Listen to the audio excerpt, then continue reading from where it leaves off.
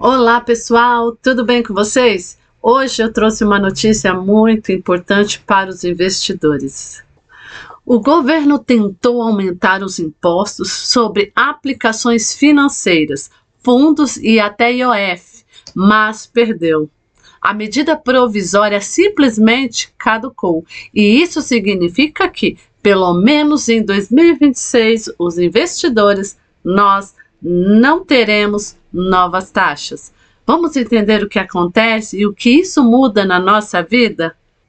Diante disso, todos os impostos que o governo queria criar naquela medida provisória não serão mais criados ou aumentados. Podemos ficar mais aliviados por este momento.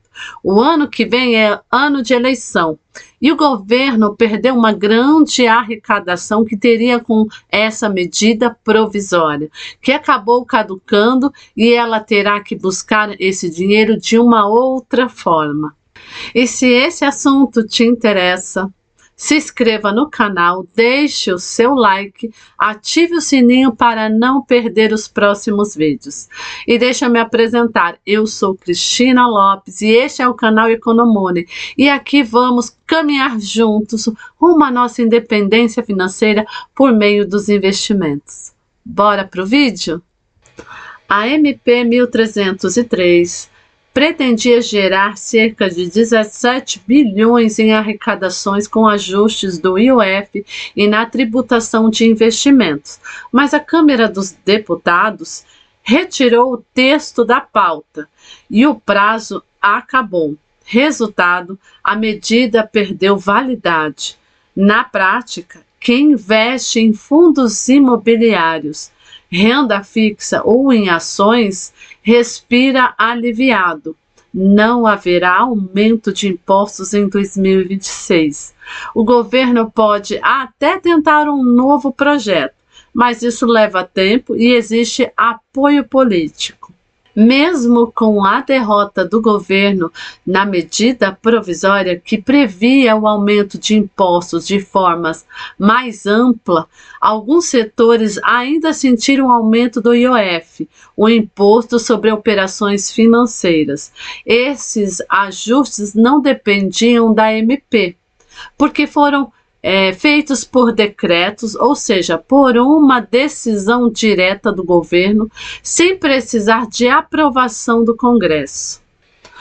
Vamos falar agora de alguns setores que foram afetados pelo aumento do IOF. O governo elevou o IOF principalmente em operações de créditos para pessoas jurídicas, empresas, operações de câmbios específicas, como remessas internacionais e pagamentos ao exterior, algumas operações de seguros e consórcios.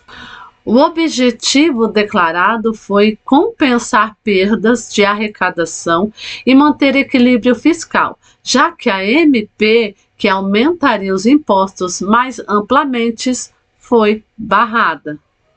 O governo queria aumentar a arrecadação em cerca de 17 bilhões por ano, mudando as regras de tributações de investimentos, principalmente para quem tem aplicações financeiras e operações no exterior. A ideia era igualar a tributação de diferentes tipos de investimentos e fechar brechas que permitem pagar menos impostos. A MP previa que ganhos com criptomoedas, bitcoins entre outros, passassem a ser declarados e tributados anualmente, mesmo sem o investidor vender o ativo. Hoje o imposto é pago quando há uma venda com lucro acima de 35 mil por mês. Com a MP, a Receita Federal teria acesso aos dados das corretoras e exchanges, inclusive internacionais, e poderia cobrar o imposto de forma automática. Mudanças na tributação dos fundos de investimentos comuns. Hoje, fundos de renda fixa sofrem come cotas, antecipação semestral do imposto de renda. A MP queria padronizar essa cobrança também para fundos que hoje não têm come cotas, reduzindo a diferença entre os produtos. Um fundo que só paga imposto de renda no resgate passaria a ter come cotas 2 vezes por ano. Isso anteciparia a arrecadação para o governo, reduziria o rendimento líquido do investidor no curto prazo. Ganhos no exterior. A MP também travava lucros e ganhos de capital de brasileiros em aplicações fora do país.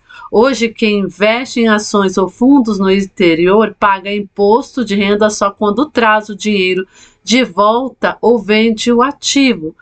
Com a MP, o governo queria cobrar o imposto anualmente, mesmo sem o investidor resgatar. Isso afetaria quem investe por plataformas internacionais ou mantém dinheiro em offshores. Os ajustes no IOF sobre operações financeiras poderia afetar empréstimos, câmbio e aplicações de curto prazo. A intenção era elevar temporariamente as alíquotas para reforçar o caixa do governo. Investidores de alta renda com patrimônio no exterior ou em fundos exclusivos, fundos de longo prazo que deixariam de ter vantagens tributárias, empresas que usam operações financeiras complexas para gestão de caixa, o investidor comum, aquele que aplica em tesouro direto, fundos imobiliários ou ações na B3, seria menos afetado diretamente, mas ainda poderia sentir o impacto indireto. A MP também propunha unificar todas essas alíquotas, ou seja, acabar com a tabela regressiva e aplicar uma única alíquota fixa para todos os investidores de renda fixa. E nessa versão da MP, do Ministério da Fazenda, ficaria assim: criava uma alíquota única de 15% para todos os prazos, mas isso beneficiaria aplicações curtas, hoje pagam 22,5%, mas aumentaria o imposto de renda de aplicações longas, que hoje pagam 15%, ou seja, o curto prazo ganharia e o longo prazo perderia o incentivo. O governo queria unificar em uma taxa única de 17,5%, prejudicando os investidores de longo prazo, que hoje atualmente pagam 15%.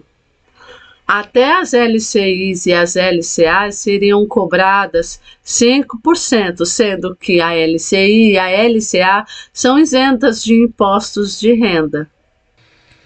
Essa derrota mostra que o Congresso está mais resistente a novos aumentos de impostos. E para quem investe, é o momento de aproveitar o cenário e fortalecer a sua carteira, principalmente com investimentos isentos do impostos, como fundos imobiliários, LCIs e LCAs.